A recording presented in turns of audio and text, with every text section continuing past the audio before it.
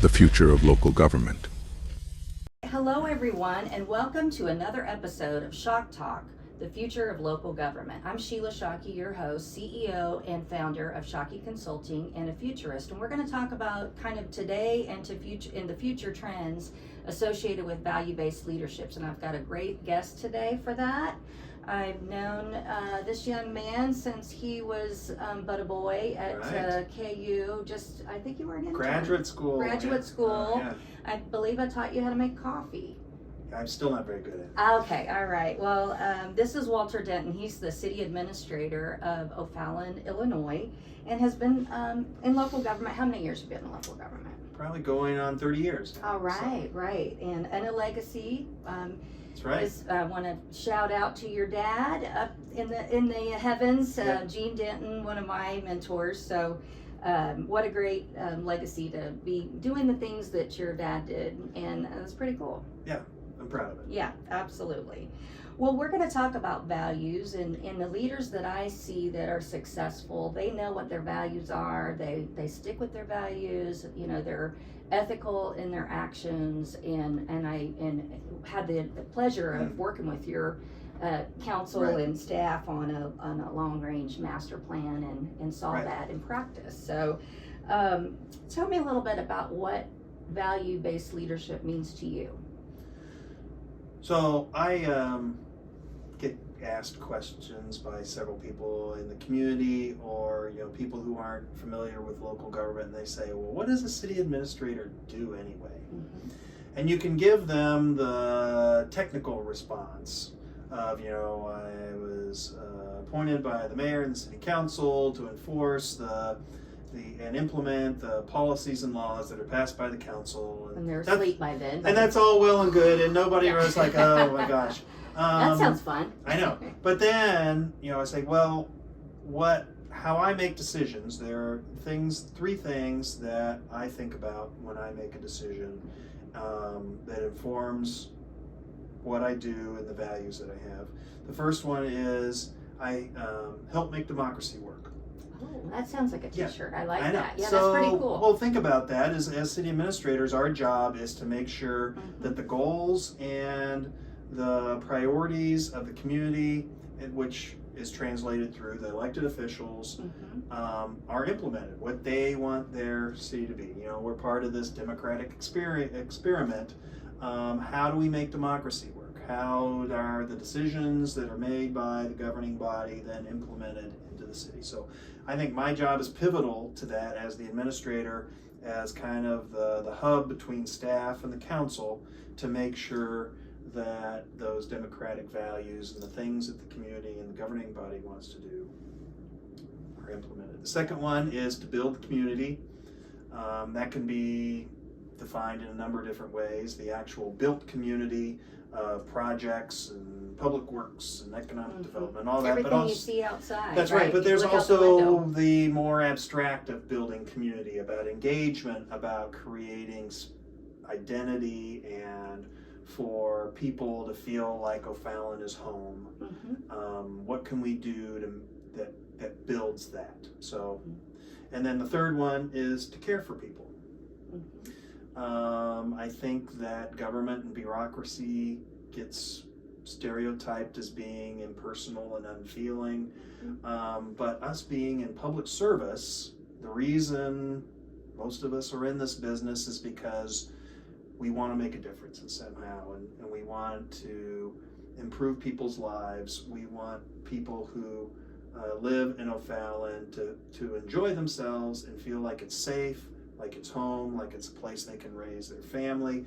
And I think you need to have front of your mind that you're caring for people. How can we care for our residents so that their experience is better and that this is the best home for them? Well, let's start with the little d for democracy. Yeah. Wow, that seems heavy and like a big burden, but in these polarized times, I think a lot of local government officials feel that responsibility of trying to kind of keep civility and do kind of the public service that they're looking to do, which is why they got into it, rather than kind of get Right. caught up in politics. But you do get people who get caught up in the political discussions that maybe are more national. And how have you used, or how have you kind of addressed that to kind of keep politics local and keep the D in democracy small? Well, we had a series of retreats last year with our city council to talk about how can we have meetings run more efficiently, how can we make decisions better, and how can we be welcoming to residents who want to interact with the city. Mm-hmm. So often we have, the frequent flyers who come to city council meetings every week, and then they step up and tell you about everything that you're doing wrong. But there's another group of of residents who have an issue that they're concerned about, or a project, and when they come to a meeting, that's probably the first time they've ever come to a city meeting. How welcoming is that experience? How do they know how to speak, how to interact, how to make their feelings known without being intimidated by this group of people up on the dais, up on high?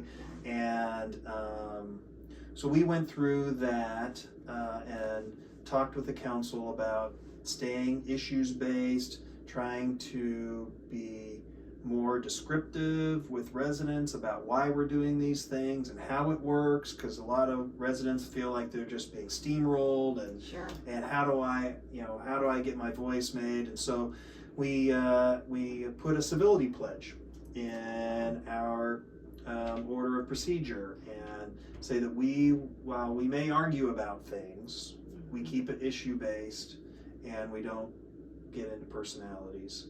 And then there's also some expectations about how council communicates with staff, and that council in the pledge says we won't put you on the spot in an open meeting.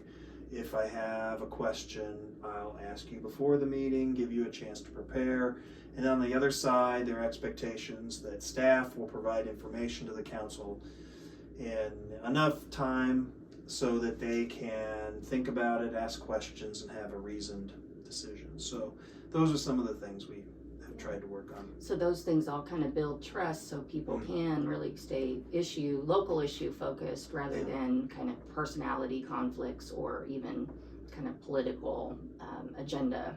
Kind of keeps the political agenda out. Yeah, that's great. Well, I mean, it's a cliche that people don't like surprises, but it's also true. Yeah, right. Because then when they're put on the spot, then they feel defensive, and Right. then everybody's posture is very rigid. I tell the council my job is to give elected officials enough information so that they can make a reasoned decision Sure. about what they think is best for the community. They don't have to necessarily agree with me with our recommendation, but at least to accept that the information we give you is accurate and thorough, and that they trust our opinion and our recommendation. But then they're ultimately the ones who make the decision on what they feel is best. Right, and so that civility also sets the tone for the public as well. So they know that if they want to get something move forward with the elected officials, that civility is needed. Yes. Yeah, that's great. That's kind of like it was in the old days. So yeah. Right. Well, I think it's interesting to have to put that on paper, but I think it sounds like it really works to keep people we've come to consensus and agreement about how we're going to treat each other, and we know that's the best for our community. Well, and unfortunately, discourse isn't like that in the national sense, especially with social media and the whole polarization of national politics. It's considered acceptable to yell and scream at each other. Right. But what we feel is that local government, a lot of those issues aren't relevant. We're about solving problems. We're about governing, about making the community a safe and wholesome place for people to live and raise their families. And a lot of those national political issues really don't play a role in that. And Absolutely. how do we come to that consensus in a community It's by listening to each other, about having an honest conversation about what you think is best, and then let's think about our values and where we want the community to be in the next 20 years, like we did in our master plan, and then come up with a solution. Yeah, so your second item was build the community. So your master plan really gives you the roadmap for that. Tell me how values kind of play into that, and are there ever any kind of conflicts where you have to kind of think about, wow, this might not be popular, but we're going to stick with it? Well, we hired Shockey Consulting to do a master plan Good for plan. us. Yeah, because it had been a long time since we'd done our community comprehensive plan, but we decided we wanted to go a little broader. We wanted to look at everything about what people wanted O'Fallon to be like over the next 20 years. And so we did do comprehensive land use planning and all of that, but we also asked them, in general, what do you want O'Fallon to be like? And overwhelmingly, the response from the residents was, they said they want a caring community, we want a connected community, we want a community where people of all ages and income levels have a place to live and feel comfortable and be welcoming. And a lot of that had to do with, in land use, had to do with they want more trails, they want more recreational activities and things they can do with their families, they want economic development and uses that are easy to get to and you don't have to drive to all the time, things you can get to by walking or biking. But then it was also about how do we welcome people into O'Fallon so that they're attracted to live here, and once they get here, that they enjoy themselves. And so we've had some projects that have come through the city council that are a little different and are, and change is difficult, and people don't like change. Yeah, that's right. People are resistant to change, and so we've had some projects where residents came out and thought that this was a horrible thing, and it's not what they're used to seeing, and it's not what their neighborhood is like. That had some mixed use and some multifamily. Kind of back to that being close. Right. So the connectedness and accessibility. But the city council responded that, hey, this is what we said we wanted in the master plan, and we hear you, and we understand that you're concerned, but we think this is a good project, and let's try it out and see how it goes. And lo and behold, the world didn't end, and things are, I think, are going well, and the projects have turned out to be high quality, and we haven't heard the complaints that we had.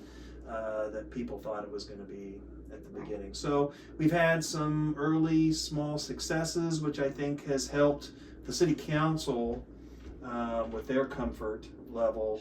Of, hey, we followed the plan and it worked. Yeah. And so. That's great. And so you also, I know, do a lot of kind of taking those values and working with your organization. That's part of that whole building your community, because they're providing services to your community. Tell me a little bit about some of the innovative things that you're doing to make sure that those values are throughout your organization. So after we done the master plan process, we had a retreat with our leadership team, our department heads, and had them come up with a vision and value statement for us and for the organization specifically. And it came on 4 main concepts, which was to build, lead, serve, and inspire. And then we developed a training process for city employees that we call leaders at all levels, and I help facilitate those training sessions. And basically emphasizing to employees about the meaning of service and why we're in this business of local government.